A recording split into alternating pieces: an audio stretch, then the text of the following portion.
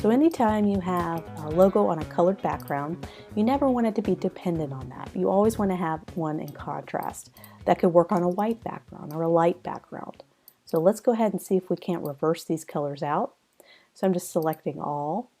I'm going to go to Edit Colors, and I'm just going to invert colors. So that'll kind of fill it in for me. Now I can get more precise with colors. So let's say we want to have this and this orange, or maybe purple. We'll have to kind of figure out what works. So perhaps this is purple.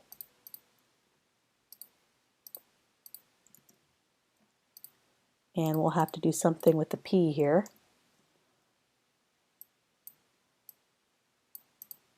So let's make the P, let's definitely make that a color, perhaps maybe the orange. Have that contrasted with purple. And maybe the circle is orange. Oh, let's go to stroke. Where's my stroke panel? If you can't find a panel, let's go to Windows and let's pull up stroke. There it is. Must have got deleting along the way, so I'm going to drag my stroke over here so I can have access to it later.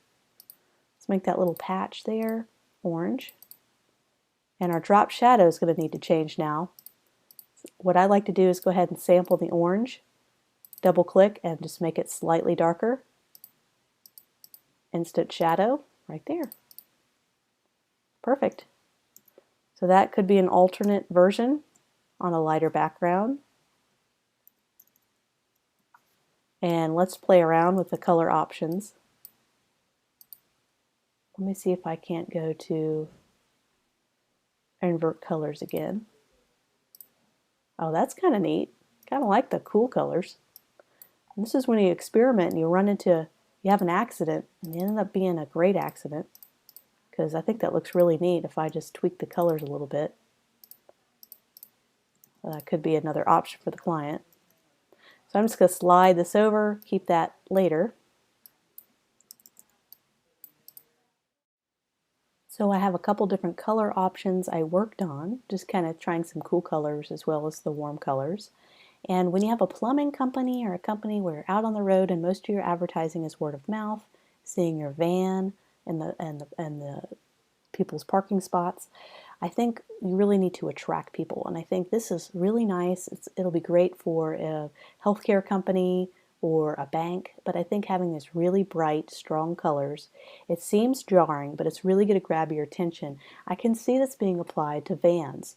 So if you have this dark purple van with this orange, it really grabs you and people are going to go, oh, that's Pike's Plumbing. It's a very memorable color combination. Doesn't always have to be the best on the eye, but if it grabs your attention and looks professional, sometimes that is really the point, and that's what the client's going to go for. So I would present some of these options to the client as a second option, but I really think I'm personally leaning toward this because I can see this extended beyond the logo a little better. And I like the contrast here of the orange and the purple as opposed to having all the text purple. So I'm starting to gravitate toward this one right here.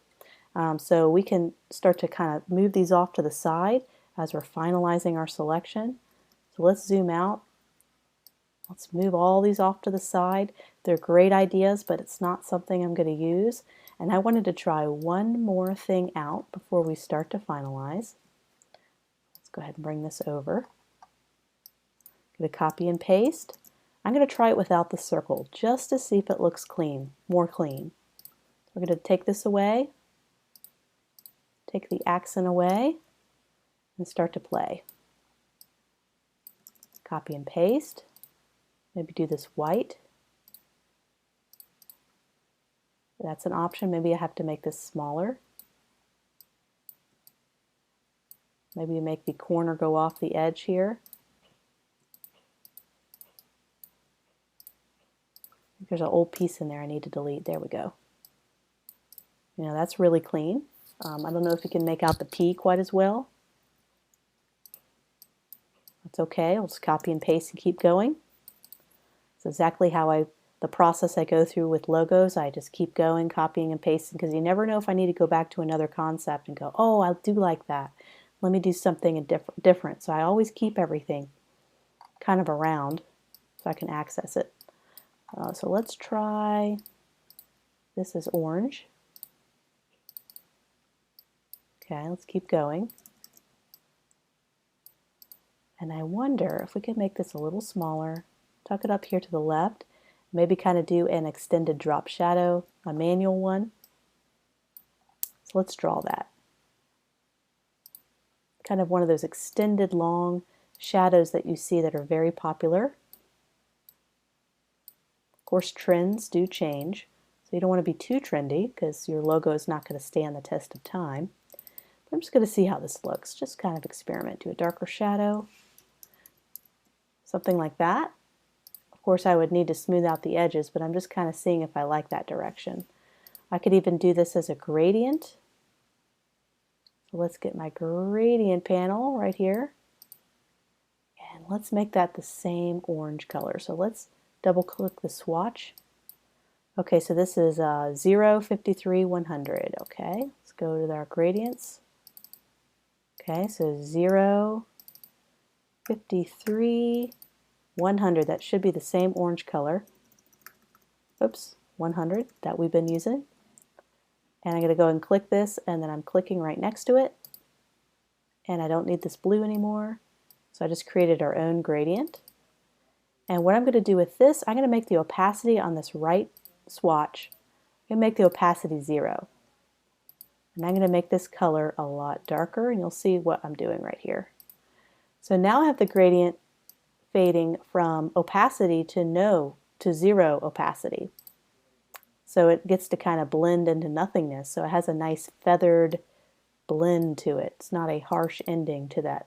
So you see kind of how it starts dark and it goes lighter.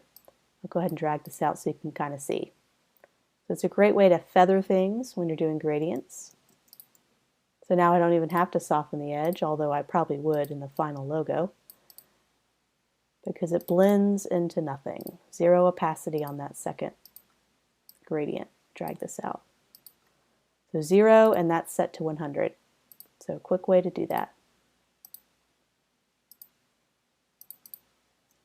So do I like that? I don't know. I think that's too brown looking. I'm going to select both of those colors and go edit colors, and I can go to adjust color balance and edit colors this way. So click on preview, see if I can't modify the color a little bit. Ooh, that looks kind of cool. Kind of a yellow, black. Click OK. We can always go back to our gradient and change it this way, make it darker.